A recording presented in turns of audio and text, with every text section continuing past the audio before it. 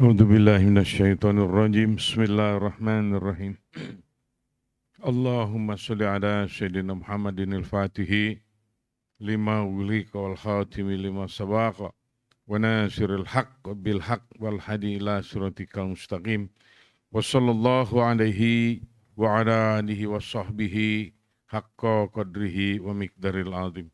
Allahumma shalli ala sayyidina Muhammad wa ala ali sayyidina Muhammad kama sallaita ala sayyidina Ibrahim wa ala ali sayyidina Ibrahim wa barik ala sayyidina Muhammad wa ala ali sayyidina Muhammad kama barakta ala sayyidina Ibrahim wa ala ali sayyidina Ibrahim fil alamina innaka Hamidum Majid. Ilahi anta maksudi wa ridhaka matlubi atini mahabbataka wa ma'rifataka ya arhamar rahimin.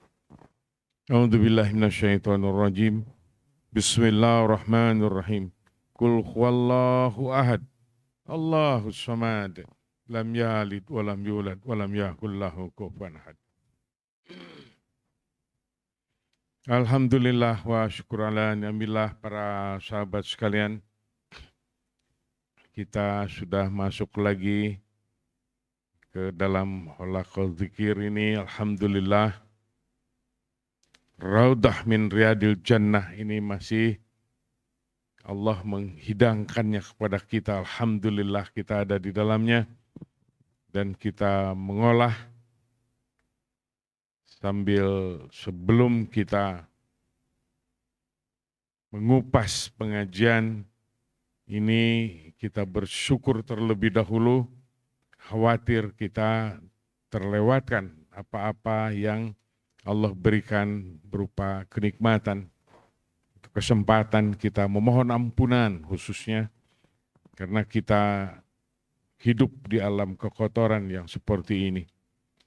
Para sahabat sekalian,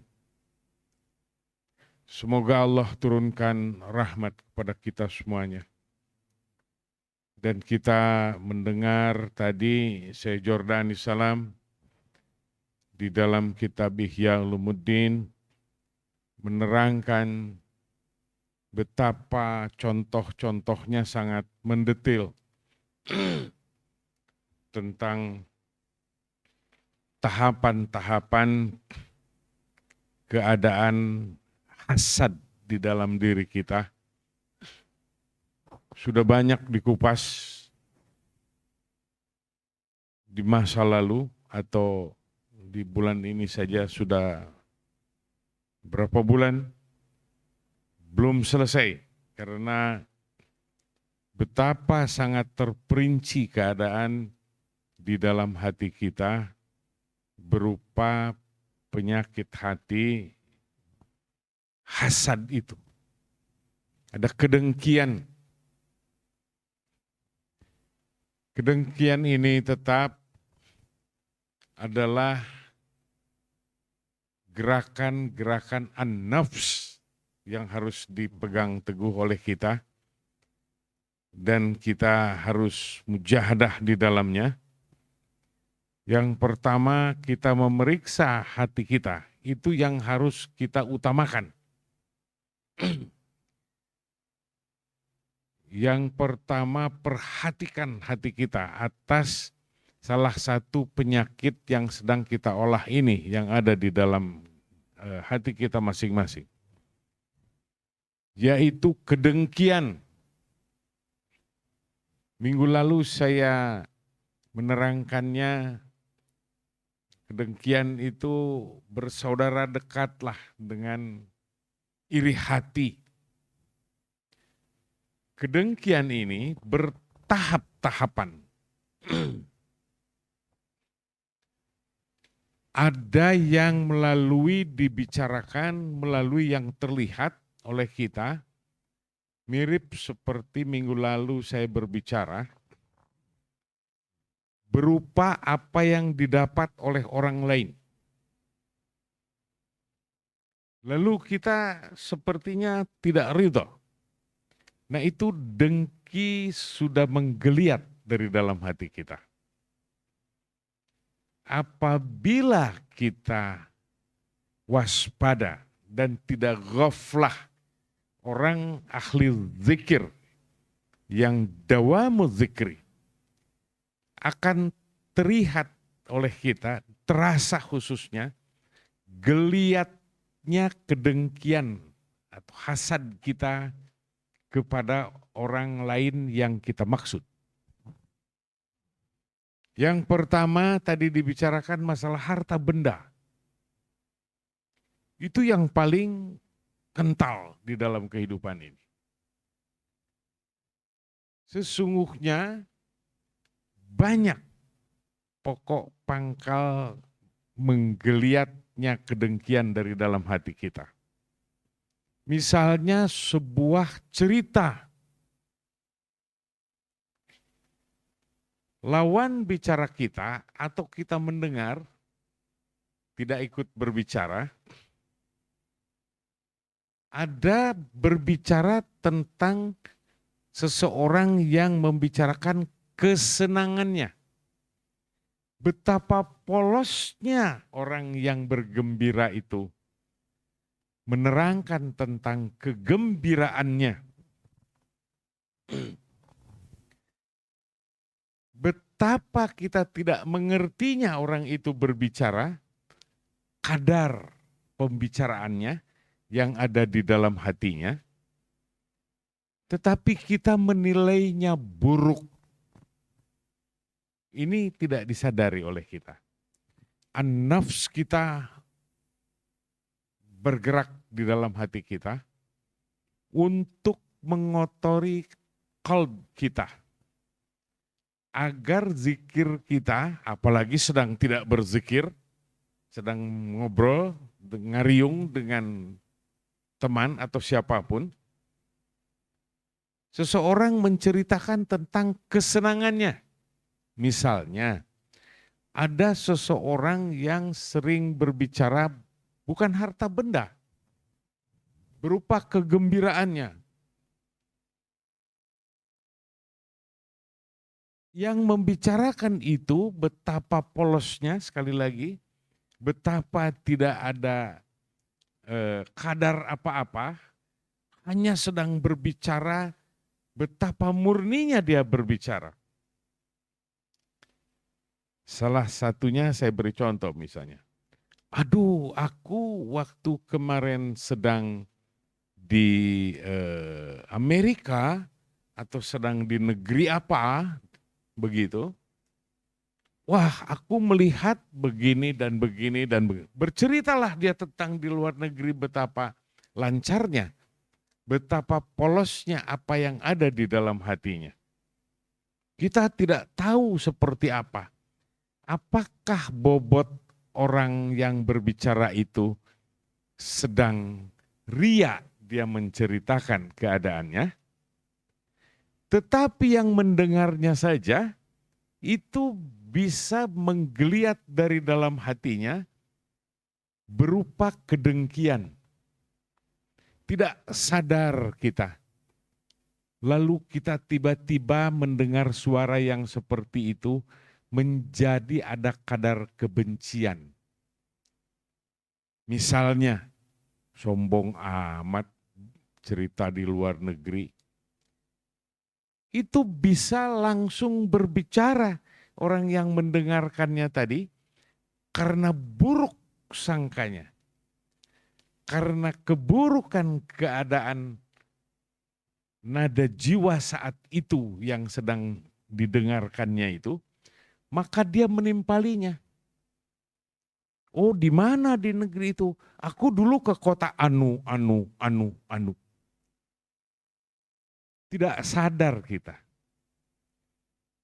Sesungguhnya mungkin kalau malaikat melihat itu, di atas kepala kita sedang berkibar bendera kedengkian.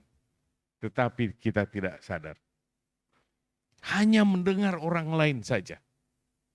Lalu dia tidak mau kalah. Ini baru urusan tentang suara yang keluar dari lisan seseorang.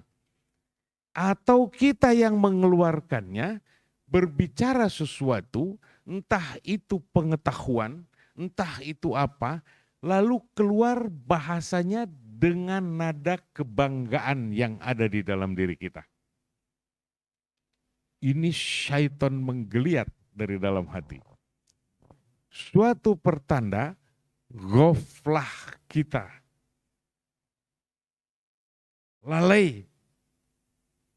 Kita tidak sedang ada di dalam kewaspadaan.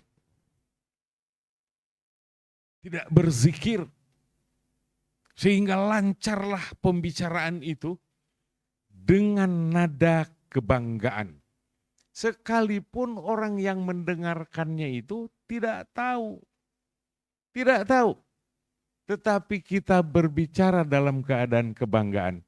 Maka itu dicatat oleh malaikat. Dan tidak disadari oleh kita. Inilah permainan keadaan manusia sehari-harinya di dalam kehidupan ini di atas dunia ini yang kita pijak. Ini baru satu jenis penyakit saja di dalam sebuah pembicaraan atau sesuatu yang terlihat oleh kita. Para sahabat sekalian, yang dihitung, yang menggeliat, yang kental nadaan nafsnya yang dari dalam hati, itulah yang paling banyak keluar daripada kewaspadaan yang ada. Lalu bagaimana kita cara mawas diri? Saya memakai bahasa mawas diri saja. Cara mawas diri agar kita tidak ghaflah. Yang pertama, maka pegang teguh selalu yang sering saya ingat-ingatkan di setiap pengajian. Dawamu zikri.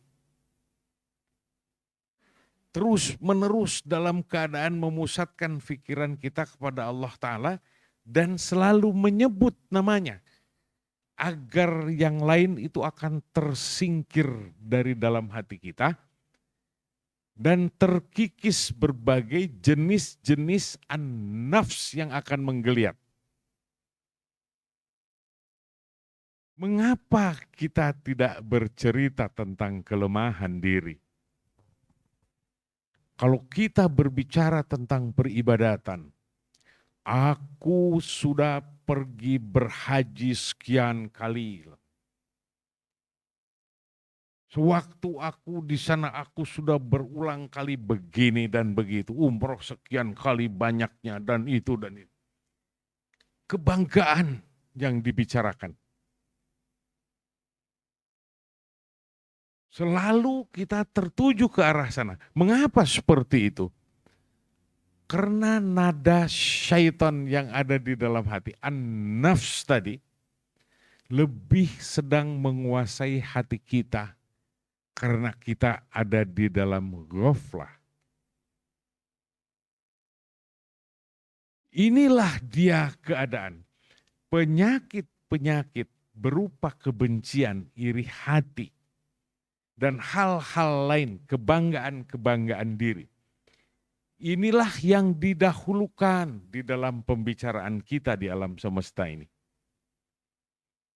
Mengapa kita tidak melihat dan meneliti dan satu demi satu kita mewaspadai berbagai macam kelemahan-kelemahan. Kelemahan apa gerangan, Syekh? Yang kita harus lihat dosa menit demi menit. Ghaflah kita, lupa akan berzikir, lupa akan selalu merendah bagai diri. Lupa akan kita bahwa kita ini selalu diawasi oleh Allah Subhanahu wa Ta'ala. Tetapi kita tidak sadar. Lupa kita bersyukur. Saya sering mengingat-ingatkan, sesusah-susahnya kita, tidak ada yang pernah mengalami tidak makan 3 hari 3 malam gak dapat makanan. Tidak. makan terus, hidup terus, dan berjalan terus. Tidak ada semiskin-miskin lalu bertelanjang tidak memakai pakaian. Ada terus penutup. Kita pakai terus. Tetapi saat kita memakai pakaian, kita tidak pernah bersyukur bahwa itu adalah penutup aurat kita. Salah satu saja yang ada di dalam badan kita. Tidak kita syukuri. Perhatikan, bagaimana kalau kita berbanding dengan hukum-hukum yang ada dan kesucian yang kita inginkan, yang kita kejar-kejar, yang kita minta-minta kepada Allah Ta'ala. Setelah berpakaian kita, lalu kita merasa kurang pantas, pergi berkaca, menyisir kita, berdandan kita. Lalu hati berbicara, ini bagus, ini pantas. Selesai. Begitulah kelas kita yang ada. Mengapa kita tidak bersyukur? Alhamdulillah ya Allah, Engkau beri aku pakaian yang pantas ini. Bersisir. Sekarang rambutku tidak acak-acakan lagi. Apa yang kita bicara hati itu saat bersisir? Oh, ini kurang pantas. Nah, sekarang bagus nih, sekarang bagus. Hanya itu yang ada di dalam hati. Tiada bersyukur. Berarti banyak aib yang ada di dalam diri kita. Aib yang tidak disadari. Karena ghaflah kita, kelalaian kita kepada Allah Subhanahu wa Ta'ala. Menyisir rambut kita, saat menyisir tidak berzikir. Padahal sebanyak rambut di kepala kita itulah berbagai macam kilah-kilah dan penyakit hati yang ada. Tidak disadari oleh kita. Kedengkian merajalela. Karena selalu ada dalam keadaan berbanding keadaan rasa yang kita miliki dan tidak ridhonya mendengar orang lain berbicara atau yang terlihat atau yang tersaksikan oleh kita, lalu bangkit sesuatu yang tersembunyi berupa kedengkian yang ada di dalam dada kita. Para sahabat sekalian, inilah dia yang kita rasakan hidup di alam semesta ini. Dosa demi dosa yang tidak pernah kita rinci. Kalau pemberian Allah Ta'ala, keinginan kita sudah belum datang, sudah dirinci oleh kita. Ya Allah, aku ingin anu. Tidak malu kita. Tetapi kasih sayang Allah, justru yang seperti itu yang indah. Mintalah kepada Allah yang banyak. Kalau manusia tidak meminta kepada Allah Ta'ala, Allah murka. Kenapa? Karena kibir manusia. Berlaga sesungguhnya seluruhnya adalah dia akui. Termasuk para sahabat sekalian. Para pejalan di jalan tasawuf ini juga. Ada yang banyak malah berbangga diri. Merasa dirinya tinggi ilmunya. Kalau mendengar orang lain sedang berbicara, kita mendengar Pak Ustadz yang sedang mengajar kita, dianggap enteng oleh kita.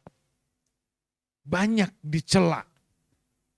Bukan melihat ke dalam diri, apakah yang Pak Ustadz katakan yang kita dengar itu, sudah kita mengamalkannya atau belum. Inilah dia yang terlihat dan yang terdengar. Entah itu ilmu pengetahuan, entah itu apa yang dibicarakan, berupa kebanggaan-kebanggaan yang menurut pandangan dirinya sendiri, inilah kebanggaanku. Inilah dia bersahabat dengan kedengkian. Karena lalai semua lolos. Kalau begitu, sadarilah bahwa minggu lalu kita mengaji, kata Rasulullah, ini dunia ini lebih hina daripada bangkai. Karena menit demi menit tiada kita sadari, kita tercelup ke tempat kekotoran itu. Dan susah bersucinya. Sekalinya kita toharoh, sekalinya kita berzikir membersihkan diri, ada rasa enggan, ada rasa malas, ada merasa sudah banyak beribadat. Setelah itu diceritakan pula kepada orang lain bahwa kita ahli ibadat. Kemana Allah Subhanahu wa ta'ala yang memberikan kita masuk ke dalam halaqah zikir ini? Yang dibisakannya kita beribadat. Diberi semangatnya kita di dalam peribadatan kita. Para sahabat sekalian, seluruhnya itu mencakup dan tercakup di dalam sholat kita. Inna sholata tanha anil fahsya'i wal munkar. Menghilangkan kekejian dan kemungkaran. Inilah dia para sahabat sekalian. Sholat bukan asal hanya sholat. Tenggelam di dalam sholat. Karena sholat adalah zikir. Waqimus sholata dzikri. Tenggelamlah di dalam sholat. Jangan lalai di dalam sholatnya. Terus pusatkan pikiran kita hanya zat Allah semata yang ada di dalam hati kita. Setelah itu isilah kehidupan kita di atas dunia ini. Memintalah dunia yang baik. Sebanyak-banyak meminta atas dunia yang baik. Jadikanlah itu mazra'ah al-akhirah. Lalu mana kehidupan kita? Tujukan untuk di akhirat dan jalankan ini sepanjang kehidupan kita.